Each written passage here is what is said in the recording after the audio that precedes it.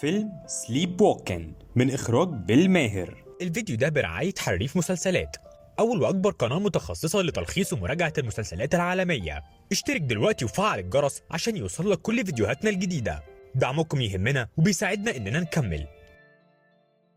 بيبدأ فيلمنا في اسم الشرطة، ودي جولين منفصلة عن جوزها وعندها بنت اسمها تارا. اقتحمت الشرطة بيت صاحبها الساعة 2 بالليل بتهمة انه بيتاجر في المخدرات. بتتكلم جولين مع المحقق انها كده ما بقاش ليها مكان تقعد فيه، وكمان بيقول لها المحقق انه من الافضل لبنتها انها تسيبها في بيت حد من قرايبها المستقرين عشان راحتها النفسية. ده بقى جيمس اخو جولين، عكسها خالص في كل حاجة واهدى بكتير. بتقابله جولين وبيقول لها مالك تعبانة كده ليه؟ انت دخلتي السجن انت كمان؟ قالت له لا طبعا مش هتوصل لكده يعني. وبتروح لبيت صاحبها اللي كله شرطة، وبتتحايل على المحقق انها على الاقل تدخل تاخد حاجاتها الخاصة. وبتدخل جولين تاخد حاجاتها وبتاخد فلوس كانت شايلاها للزمن، وبتاخد جيمس وبتمشي. بيروحوا يجيبوا تارا بنتها من المدرسة اللي بتقول لها هو احنا هننقل تاني؟ بيوصلوا لبيت جيمس وبتبدأ جولين انها تنظم في حاجاتها، وبيحصل بينها وبين تارا خلاف، وبنلاحظ التوتر اللي ما بينهم هما الاتنين.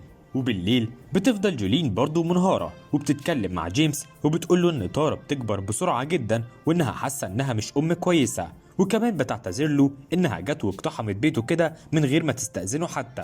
لكن جيمس بيقول لها انه موجود علشانها دايما. وتاني يوم الصبح بنشوف جيمس وهو رايح الشغل، وبتصحى تارا هي كمان، واول سؤال بتسأله هي ماما فين؟ لكن جيمس بيقول لها انها ممكن تكون خرجت تشتري حاجة، وبيقول لها انه متأخر على الشغل. فبتقول له تارا انها هتفضل هنا وتستنى جولين. بالليل بيروح جيمس وبتكون تارا مستنية لسه، وبيحط على الترابيزة جواب عليه اسم تارا، ولما بتفتحه بتقرا اللي فيه وبتتضايق قوي. بيكون الجواب من جولين مكتوب فيه انها هتمشي لمدة شهر بس وهترجع في عيد ميلاد تارا.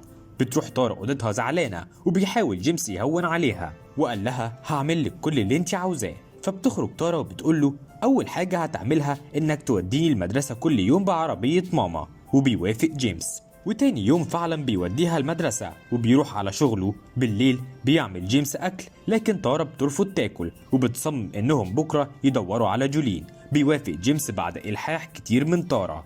تاني يوم بيتصل وبيعتذر في الشغل، وبيبدأوا انهم يسألوا على جولين عند الناس اللي ممكن تكون شافتها، حتى انهم راحوا لوارن صاحب مامتها السجن، لكن مش بيفيدهم بأي حاجة. وتاني يوم بيروح جيمس الشغل إلا انه بيطرد بسبب غيابه المتكرر، وبيروح البيت وبيلاقي تارا ما راحتش المدرسة. الباب بيخبط وبنلاقي انه المحقق اللي بيسأل على جولين، وبتخرج تارا تقول له انها هترجع خلال شهر. وبيلاحظ ان تارا مش في المدرسة في يوم دراسي، وبيكون معاه واحدة من الرعاية الاجتماعية.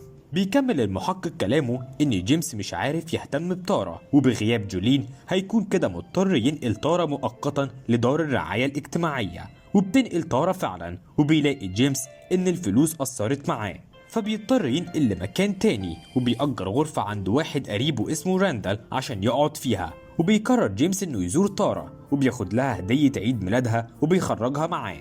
وبنشوف على وش تارا قد ايه هي حزينة ومفتقدة جولين، وبتقول لجيمس انها عاوزة تفضل معاه وما ترجعش دار الرعاية تاني. بيقول لها جيمس انه مش هينفع طبعا يحصل كده، لكنها بتطلب منه انها تفضل ولو حتى يوم واحد.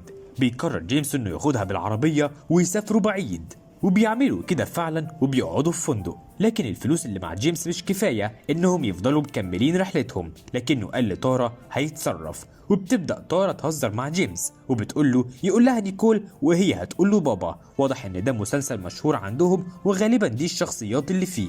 وبعدين بيقول لها ايه رأيك لو نروح المزرعة اللي نشأت فيها انا وجولين، والفلوس اللي معانا هتكفي نوصل هناك. بيبدأوا رحلتهم اللي بتكون لذيذة جدا، وبتبدأ نفسية تارا تتحسن كتير، إلا إنها ما بتبطلش تتخيل إنها شايفة جولين حواليها. وفي نص الرحلة بتخلص فلوس جيمس، فبيقرر إنه يشتغل يوم علشان يجمع فلوس تاني. بيعمل كده فعلا وبيكملوا رحلتهم تاني.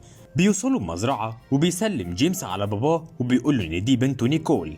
تارا بيرحب بيهم جدا، لكنه بيفضل شاكك ان نيكول مش بنته، وبيسأل جيمس أسئلة زي انت ليه مش لابس خاتم زواج وفين زوجتك. لكن بتنقذ تارا الموضوع وبتقول له مامتها مسافرة علشان الشغل. وتاني يوم بيصحى جيمس وبيساعده في شغل المزرعة، وبنشوف جولين اللي دايما قطة مدمعة كده وهي راجعة أخيرا، لكن لما بتوصل شقة جيمس القديمة بتلاقي ناس تانية فيها.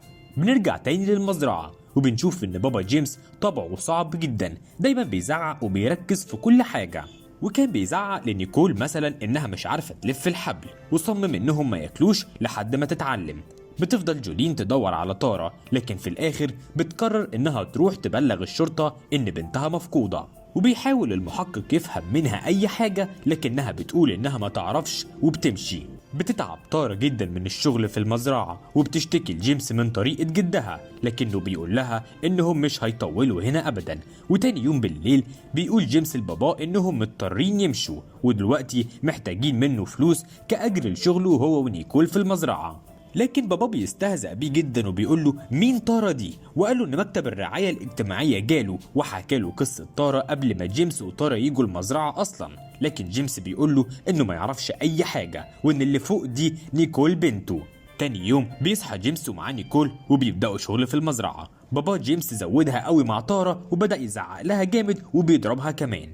جيمس حاول انه يقول له انها بنت صغيرة لكنه ضرب جيمس هو كمان، وطلب منه ما يقومش من على الارض وراح يكمل ضرب في تارا، لكن جيمس ما قدرش يشوف تارا بتتضرب قدام عينه ابدا، فاخد فاس وضرب باباه بيه لحد ما مات، وكان بيصرخ وبيقول مش هسيبك تحطمها زي ما حطمتني. قعد جيمس منهار ومش مستوعب اللي عمله، لكن في الاخر بيقرر انه يتصل بالمحقق ويشرح له اللي حصل، وبيقول له ان تارا موجوده معاه، فبيطلب منه المحقق انه يجي ومعاه تارا ويعترف وهو هيساعده ويقف جنبه.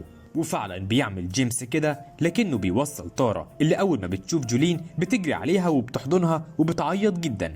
لما بيخرج المحقق علشان يسأل جيمس بتقول له تارا انها مش عارفة هو راح فين، فبتبدأ الشرطة تدور عليه، وبيقفل الفيلم واحنا شايفين جيمس بينطلق بالعربية علشان يبعد لحياة جديدة مش واضحة بالنسبة له.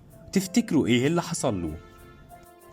وبكده يكون الفيلم خلص. ما تنسوش تزوروا صفحة فيسبوك لفيديوهات اكتر. لو عجبك الفيديو دوس لايك واشترك في القناة.